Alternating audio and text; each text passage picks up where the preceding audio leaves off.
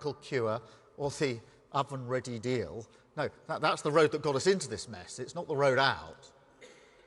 We need a different hope, a realistic hope, a frank hope, a hope that levels with you about the hard road ahead, but that offers you an open hand and a clear destination, a sense of confidence, pride, a security in Britain's future, not just back within our grasp, but a purpose, a mission the whole country can work towards. That's what the mission must be about.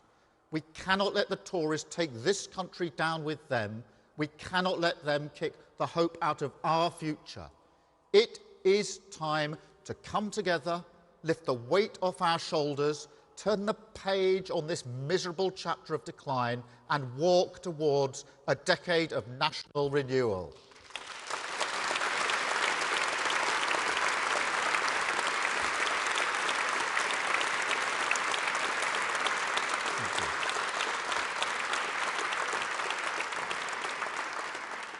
A decade of national renewal. Each one of those words is important. Decade, because that's how long it will take. That's not complacent, it's realistic. Of course, we can get moving straight away, but I have to be honest about the size of the hole we are in. National, because we will need the contribution of every citizen in this country. For too long, the Tories have written off working people, disregarded their communities as sources of the growth and dynamism we need. They don't understand the pride working people have for their town. And worse still, they never match their ambition. But mark my words, we will.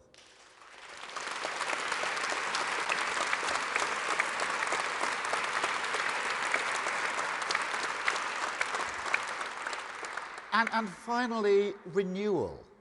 Because this can't be done with a few fixes, a policy tweak here and there.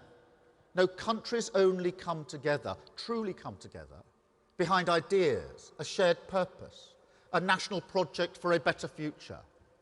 And right now, there's an idea in this country that desperately needs renewal. The idea that this country still works for those who work hard for this country.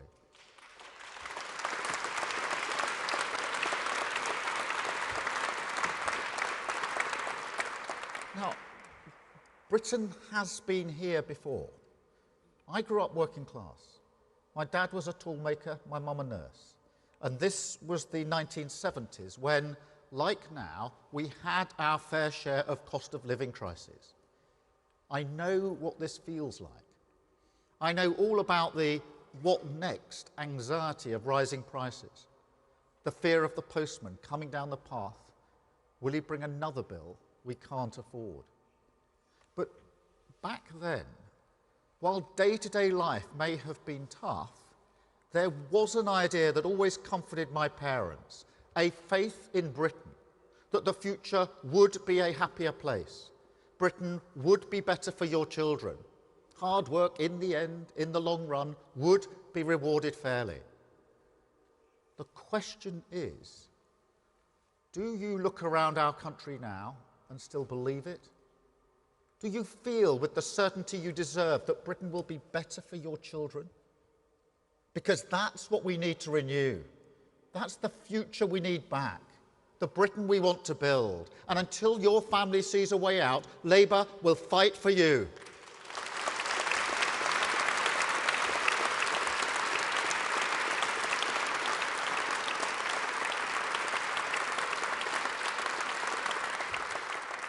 It's why the driving project of my time as Labour leader has always been to restore my party to the service of working people. Cast your mind back to the last election. 4 years ago today, December the 12th, 2019. The worst defeat for Labour since 1935. Working people up and down the country looked at my party, looked at how we'd lost our way, not just under Jeremy Corbyn, but for a while, and they said, No, not this time. You don't listen to us anymore. You're not in our corner. You don't fight for our cause. And they were right, weren't they? We'd taken a leave of absence from our job description, reneged on an old partnership, the Labour bargain, that we serve working people as they drive our country forward.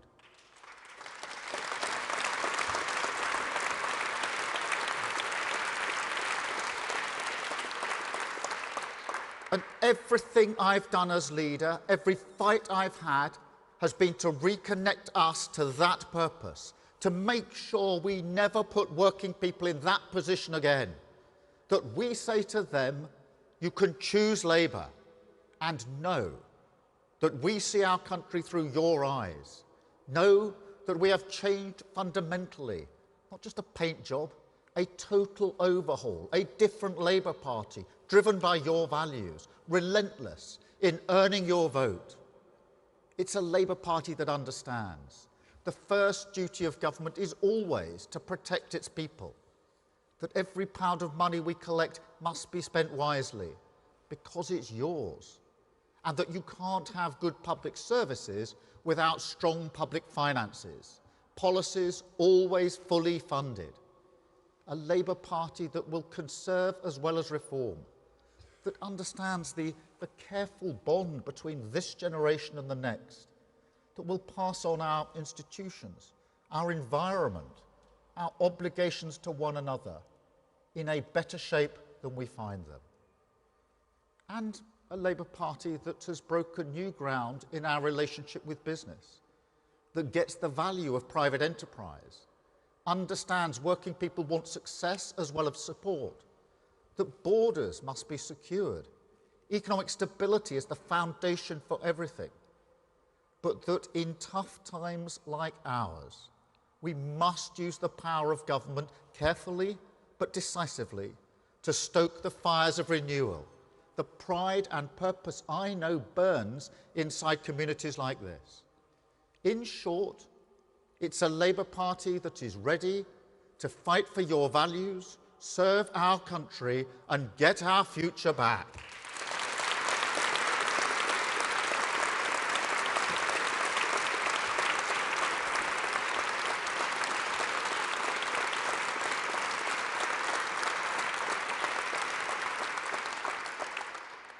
Service.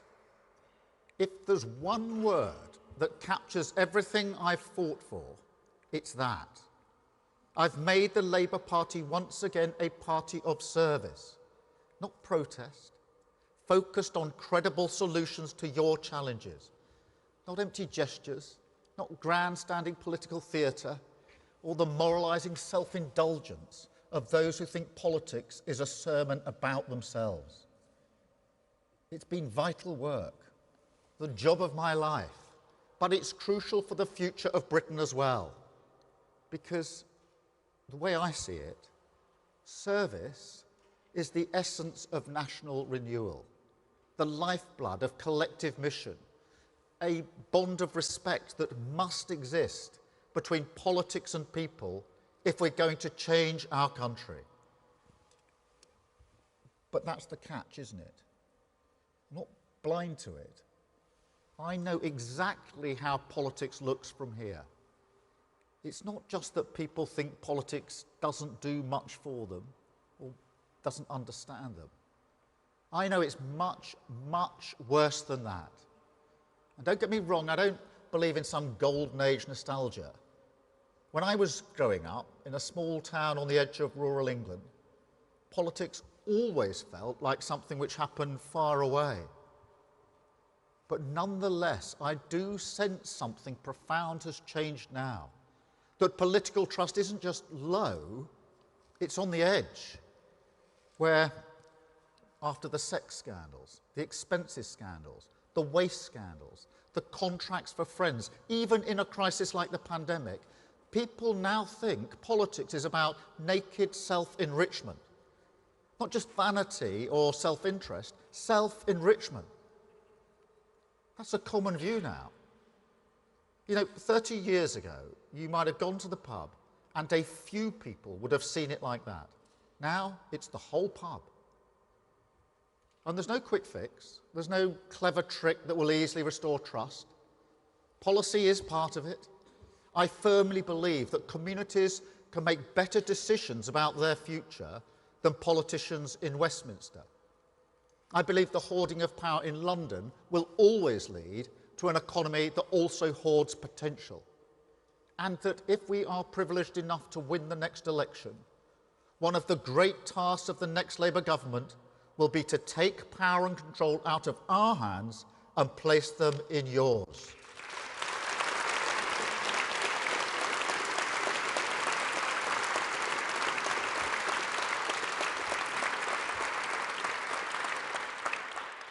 We'll need to clean up politics as well. No more VIP fast lanes, no more kickbacks for colleagues, no more revolving doors between government and the companies they regulate. We will restore standards in public life with a total crackdown on cronyism. Seriously, if politicians think they can carry on like this on my watch, they can forget it.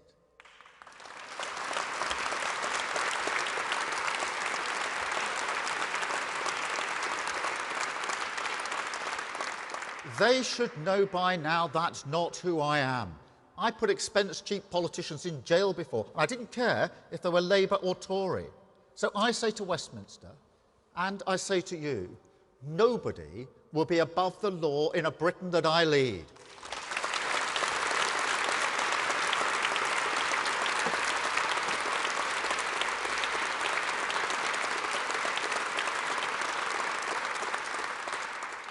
But ultimately, just like the changes I made to the Labour Party, winning back trust will take a sustained effort, a changing culture from top to bottom, a fight every day to drum the value of service into our politics, the standard you should expect as a bare minimum, the respect you deserve. I won't give up on this. When you come from a working class background, you don't walk around problems.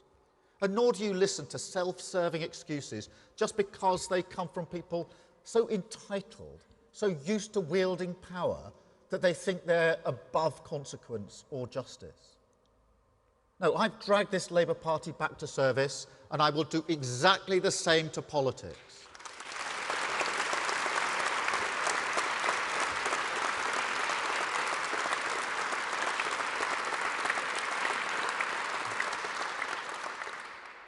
And what about the Tories? Because with every step we have taken towards a politics that puts the country first, they have moved in the opposite direction.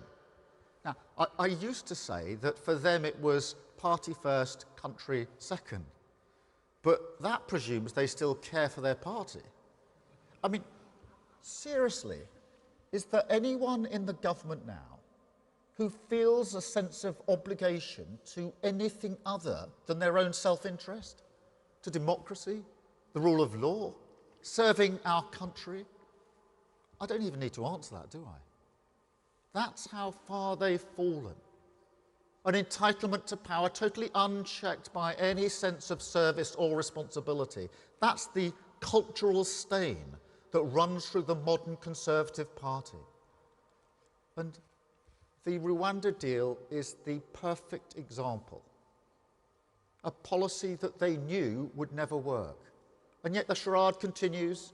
£290 million of taxpayers' money, your money, spent on an exercise, and a failed one at that, in Conservative Party management. And of course, not a single person has been sent. And even if we did send people, we would pay for their hotels and upkeep, and we'd have to resettle refugees from Rwanda in exchange. That's the deal that they are voting on today. To be fair, you do have to credit the Rwandan government. They certainly saw Rishi Sunak coming. But look, I am genuinely grateful for them for one thing. Because according to the Prime Minister, it is only the concern for international law shown by the Rwandan government that stopped him from ripping up Britain's commitment to follow the European Convention on Human Rights. An achievement not just of this nation, but of Winston Churchill and the Conservative Party that brought peace and protection to the world following our victory over fascism. You know, even now, they have the cheek to call their kind of politics common sense. No, common sense is finding a way to get the job done. Britain is a practical nation. It always has been. Our politics, often led by the Conservative Party, let's be honest, has always reflected that. But these aren't Churchillian Tories anymore. If anything, they behave more and more like Donald Trump. They look at the politics of America and they want to bring it here. It's all woke, woke, woke.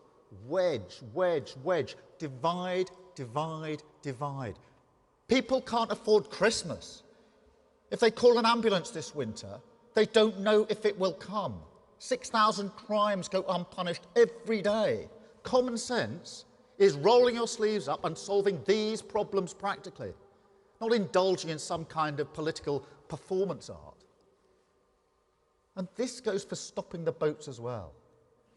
It's not about wave machines or armoured jet skis or schemes like Rwanda you know will never work.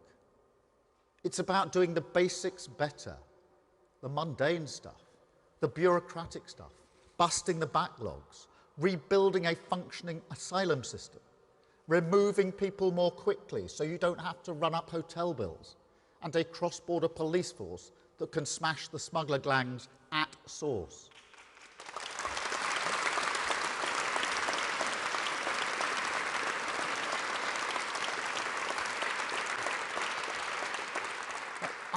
I've done this before as Director of Public Prosecutions.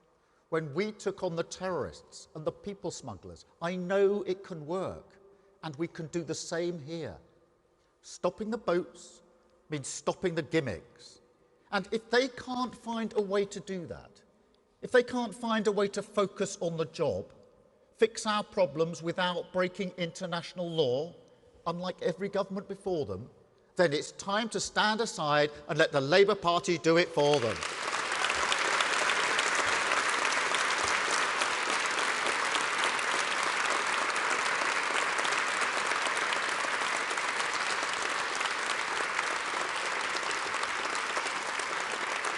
And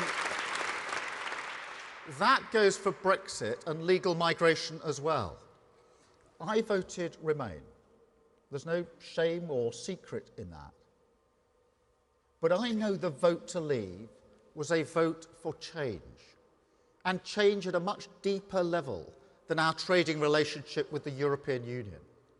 It was a vote to say our country's got its priorities wrong, a vote for democratic control, but also for public services you can rely on, opportunities for the next generation, communities you can be proud of, an economy that works for people like you. And this is what the Tories fail to understand about it. Yes, Brexit was a vote for lower immigration. Of course it was. But it was also a vote for that idea that we need to renew, that hard work should be rewarded with a wage people can live on. And for the Tories, that's the rub. 7 years they've had to make Brexit work. But every time they run up against a choice between raising skills and working conditions or issuing more visas, they choose the higher migration option. And it's not an accident. It's who they are. They're not interested in earning your vote. They feel entitled to it. They think economic strength comes from driving down the terms and conditions of the British people. And they won't change. 5 prime ministers. They've all believed it. So if you voted for Brexit 7 years ago, if you voted for the Conservatives 4 years ago, and you're still waiting for the change you demanded, if you believe working people deserve a new foundation of security, with rising home ownership driven by a reformed planning system, a new national wealth fund investing in the jobs of the future, cleaner bills guaranteed by clean British energy, and technical excellence colleges training our kids in the skills we need, if you think work should pay fairly, that practices like zero-hour contracts and fire or rehire should be scrapped, and that we need a solution for sectors like care that isn't just exploiting immigrants on low pay. If, in short, you want lower migration and higher wages, or even if you just want a government committed to economic stability, the rule of law, good public services, restoring Britain's standing, making family life more secure and putting the country first, then I say again, this is what a changed Labour Party will deliver. You won't get it from a Tory fifth term. Only a change of government can bring change to our country.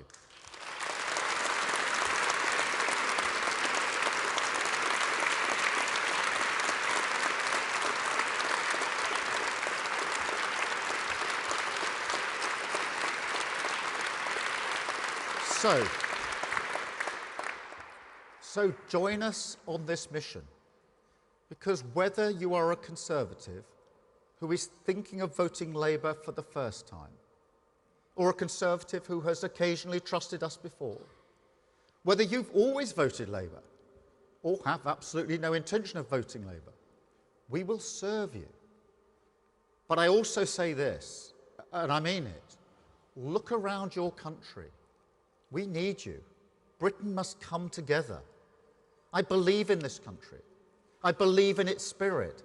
I believe in its people, in its businesses, in its communities. But most of all, I believe that if the British people see respect and service in their politics, then they will commit to the national mission of renewal.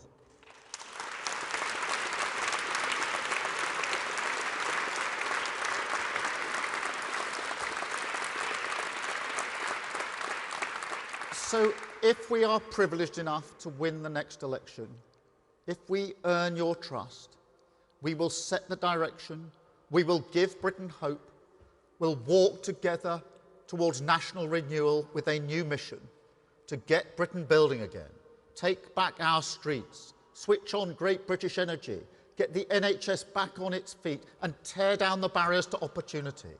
A Britain where hard work is rewarded, aspiration is backed, communities have more control, politics serves your interests, and where together we can say, in a cry of defiance to those who write our country off, Britain can, Britain must, Britain will get its future back. Thank you very much. Thank you. Thank you. Thank you very much. Thank you.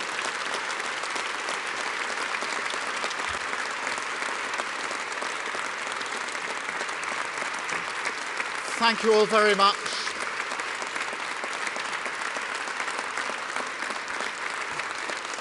Thank you.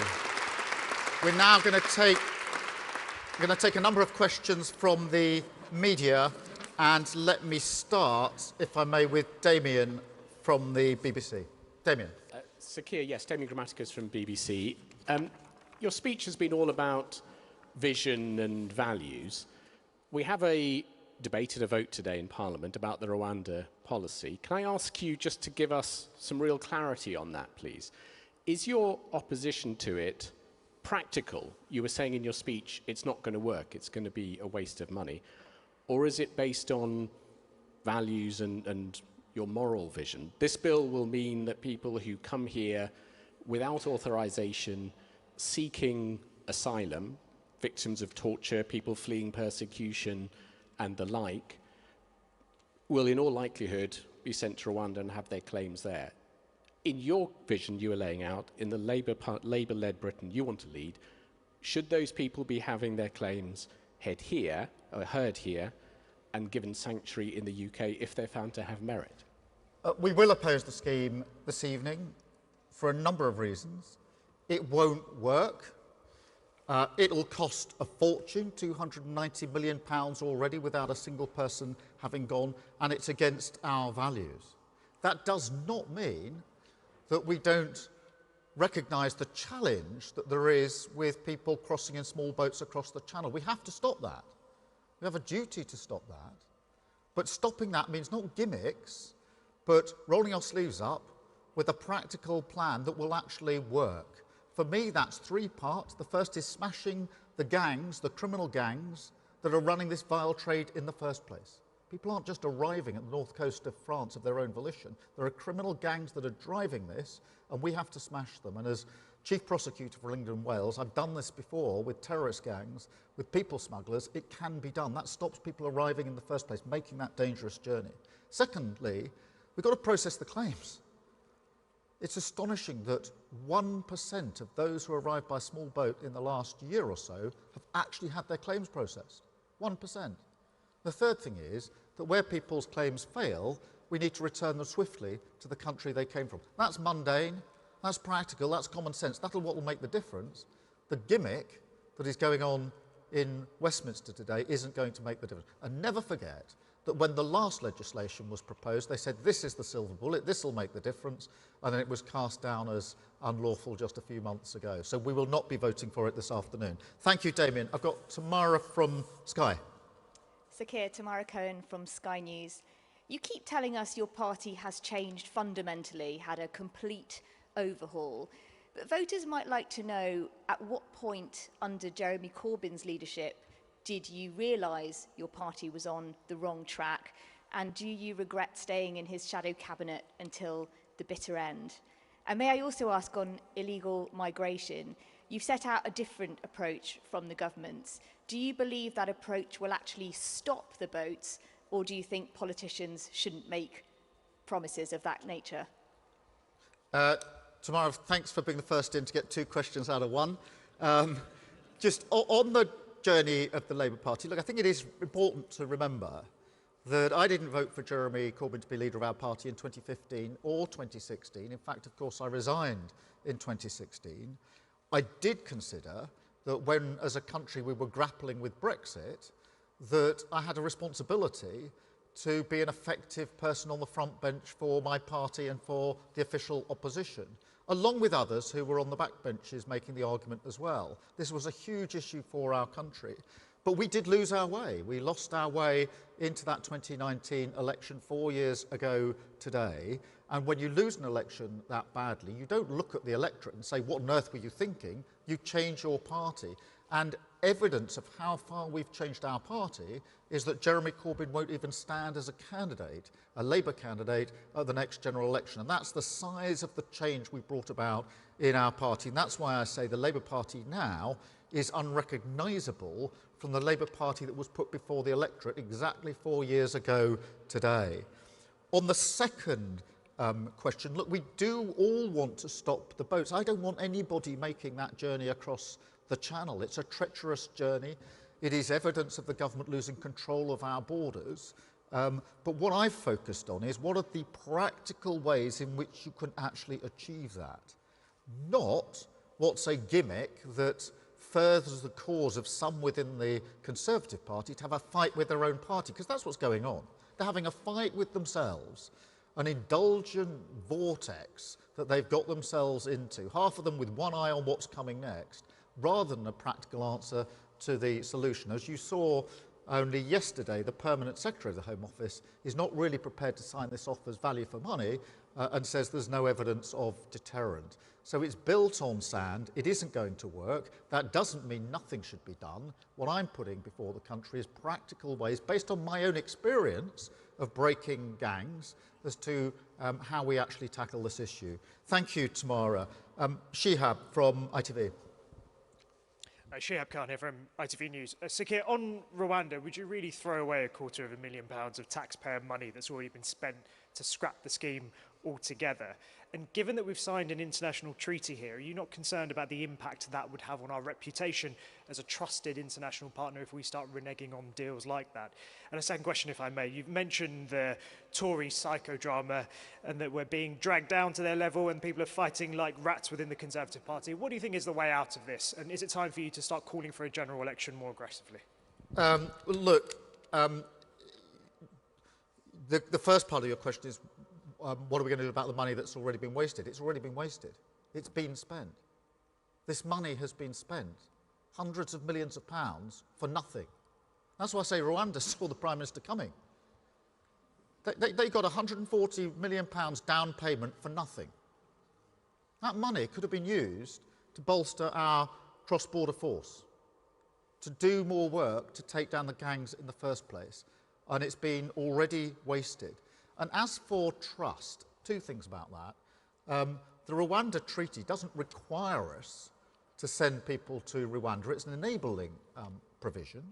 Secondly, there could be no better evidence of a loss of trust in the UK than the threats that have been going on left, right and centre, particularly in recent weeks, to simply break international law in order to get this gimmick across the line. That's where the damage has been done. And anybody speaking to our international partners knows very well our reputation has been tarnished. And I'll take you up on your challenge. Look, there should be a general election. And of course, leaders of the opposition will always call for a general election. But people can't afford to go on like this. Whilst they're having an internal party row about this Rwanda scheme, which is all about positioning of their party and the politics of their party for the future. But whilst they're doing that, people are doing their Christmas shopping in a cost of living crisis and are having another year where they can't do what they want at Christmas because they simply can't afford it. 7.7 million people are on NHS waiting lists. It's gone up, waiting for operations. And next year, 2024, as we turn into that new year, 2.3 million people will come off their fixed mortgage payments and be paying hundreds of pounds more for the damage that's been done to the economy. So it's not just the self-indulgence of it, it's the complete lack of governing on the things that are affecting working people up and down the country that is so intolerable in this. Shihab, thank you very much. I'll go to Paul from Channel 4. Paul. Morning, Sir Keir. Paul McNamara, Channel 4 News. Just the one question. Which is good. You've spoken at length about what an issue illegal migration is. At the beginning of the year, you went round the country, you had 5 major pledges. Stopping the boats wasn't one of them. There are a lot of voters who look at you and say, well, this fella isn't really taking the issue seriously, and they'd have a point, wouldn't they? No, they wouldn't. And I'll tell you for why, because as I made clear in those speeches, the 5 driving missions, the purpose-led government that I intend the next Labour government to be, sits on a foundation of the basics. Securing your borders is the basics. Protecting your country is the basics. And therefore, that's the platform on which these missions stand. And that's why I've set out a practical plan, based on my experience, of how we can actually deal with the challenge that is before us. The driving missions are about the change that we need to bring to our country. The most important of those is about wealth creation, about growth, because we've been flatlining for 13 years. And I think as people go into the ballot box at the next general election, they're entitled to ask themselves, do I feel any better off now than I did 13 years ago when this lot came into government? And I think there will be millions of people up and down the country who say the answer to that question is a firm no. Thank you, Paul. I've got Martina from The Sun. Martina. Thank you, Sir Keir. Martina Bett from The Sun. Given you have once again said this morning that you would scrap the Rwanda plan, even if it works, and given the fact other European countries, such as Germany, are currently looking at outsourcing asylum applications to third countries, are you against the Rwanda scheme in particular, or could a Labour government ever consider processing asylum seekers in third countries? Thank you, Martina. Firstly, it isn't going to work. We were told last year that the mere passing of the legislation would be enough for it to work. That's what actually we were told. It really hasn't happened. Also, when I'm asked if it works, I'd like somebody to define what that means. What does that mean? That nobody's crossing? There are no people coming to this country? What does that even mean on the government's own terms? But in direct answer to your question, it's very important because there are various schemes, as you know, around the world where individuals are processed, usually en route to their country of destination elsewhere. The Rwanda scheme isn't one of those. This is around the world do have schemes where they divert people on the way and process them. Clear in my own mind that unless and until we're more serious about smashing the gangs, trying to deal at the other end of the problem when people are already here is looking at it through the wrong wrong end of the telescope. You know, what we've got at the moment is a government that's lost control of the borders, thousands and thousands of people coming here, and they're saying we might just, very expensively, send 100 people to Rwanda. That's what the Court of Appeal said the capacity is. I think that's just looking at it from the wrong end of the telescope. I've got Peter from The Guardian. Peter. Hi. If I can slightly pin you down to one of the questions that was earlier asked, do you think a Rwanda-style scheme in which people are not only processed in another country but are sent to another country with no prospect of coming back is not only impractical but a morally wrong thing to do? But I don't think it'll work. I think it's very expensive and it's the wrong thing to do. It's also looking at the problem at the wrong end, because the question is, how are you going to deal with the trade in people across the world? I would just say one other thing, Peter, because there's been a lot of discussion today about COP28. If we're serious about dealing with this issue, this problem, we've got to recognise that we've got a responsibility to do something about the things that are driving people across borders in the first place. One of the biggest drivers is, and is increasingly going to be, climate change. We have an obligation to ensure that we do everything we can, leading on the world stage, to meet our obligations, not just to save our planet, but to save millions of people from journeys they might not otherwise make. And I was very struck by the absence of the Prime Minister last week at COP28. He breezed in the morning, breezed out a few hours later and was hardly noticed. That isn't the leadership we need on that issue, which is not removed from the discussion that we're having today. Can I have Sophie from The Mirror? Hi, Sophie Huskisson from The Mirror. So not a single graduate of the Bernie Grant Leadership Programme, Labour's scheme for developing minority ethnic talent, has been selected to stand as an MP. Can I ask you, Sir Keir, how you can ensure you represent the whole country if you fail to have enough diversity in your top ranks? Do you agree that Labour needs to do more on this? And if I can ask a quick question, I know that you won't know the details on this, but we've just had some breaking news that an asylum seeker has died on Bibi Stockholm. I just wondered if we could perhaps get your response, if you can at all, especially around the moral questions on the Tory migration plans. Yeah, let me deal with both parts of those. Firstly, in relation to representation in the Labour Party, yes, there's always more that we need to do. I want a Labour Party that is diverse, that represents the communities we seek to serve, and there's always more that we need to do. The Bernie Grant scheme is a very, very good scheme. I am pleased that there's really good diversity in the new candidates that we're selecting for the next general election. Obviously, we're not through that yet.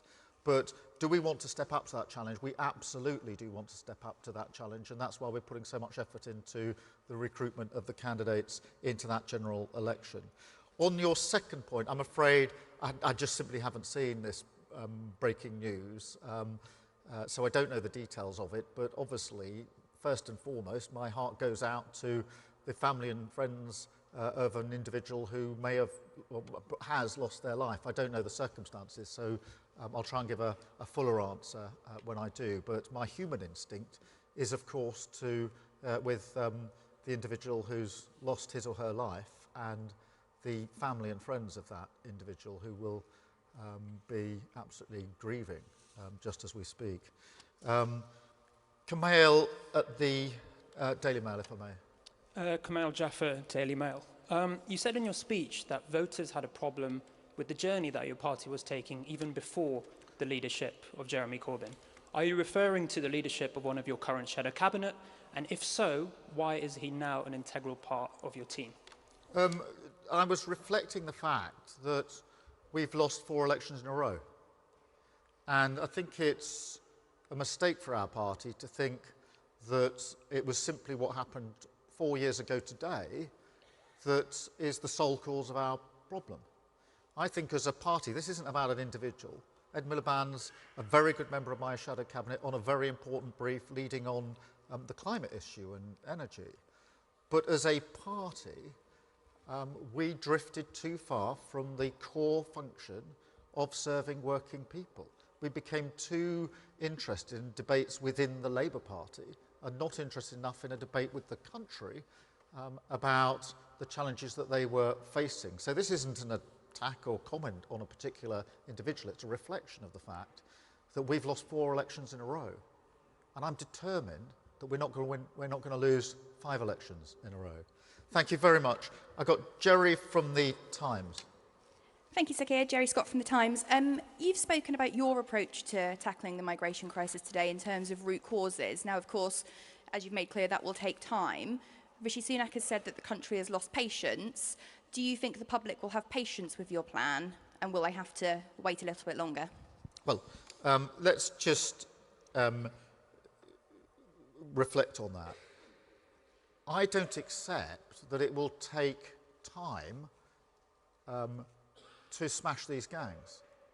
If we were dealing with a terrorist gang operating across borders, we wouldn't be sitting here having a discussion saying, well, it'll take a while, do bear with us.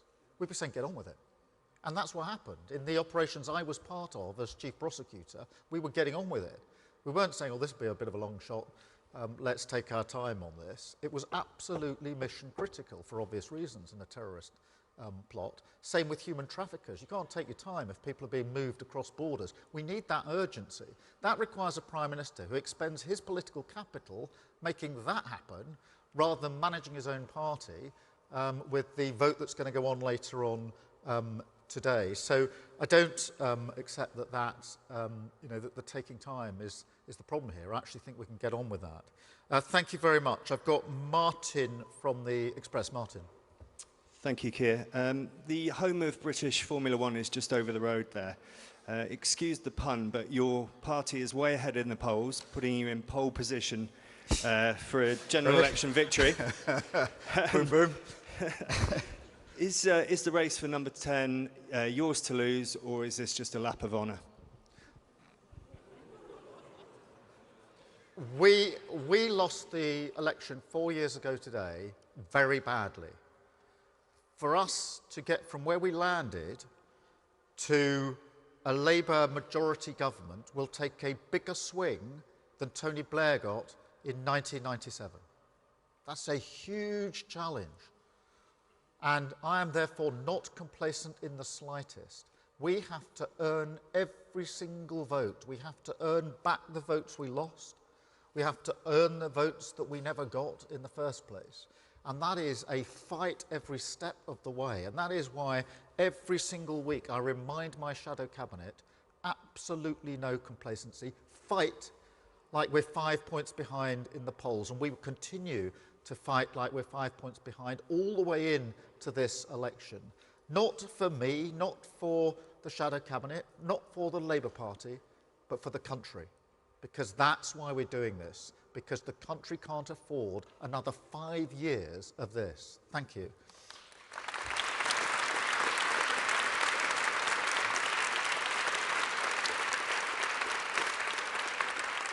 And I've got Nick, I think, from the Telegraph. Nick. Thank you, Sir Keir. If the Rwanda legislation passes, how quickly would you commit to repealing that? And are you saying that whilst you were repealing it, not a single person would be sent to Rwanda under a Labour government? And can I quickly follow up on Shihab's question? If Rishi Sunak loses the vote tonight, should he call an immediate election? On the repealing, look, the legislation hasn't even got off the ground yet. I mean, it'll go through tonight, I don't doubt. There'll be a lot of shouting and screaming, but in the end, it'll go through. The Prime Minister's got an 80-seat majority. We shouldn't even be having a discussion about whether he's going to get his basic legislation through. Government hasn't lost a second reading vote since 1986, I think it is. This is a government with a majority. So I don't think we should allow them the indulgence of pretending it's going to be tight and he's done a brilliant job to get it over the line. It's got an 80-seat majority. Should get it over the line very, very easily. Then we're into, I don't know how many amendments, etc., etc. So we don't know what the state of the legislation will be. Whether it'll ever effectively come into effect, we saw the fate of the last legislation, and that's why I will focus on a better, more effective way of dealing with the problem. If the Prime Minister loses the vote, then of course he should call a general election. I think there should be a general election as soon as possible. We are in the middle of a cost of living crisis, which is worse in this country than many other countries. Of course, I know we had COVID and there was Ukraine, but this country's been hit harder because of the bad decisions of successive governments and the very weak foundations they've put in place. And sooner we see the back of them, the better, because millions of people can't afford to go on with this government. Thank you all very much indeed. Thank you for coming. Nice to see you.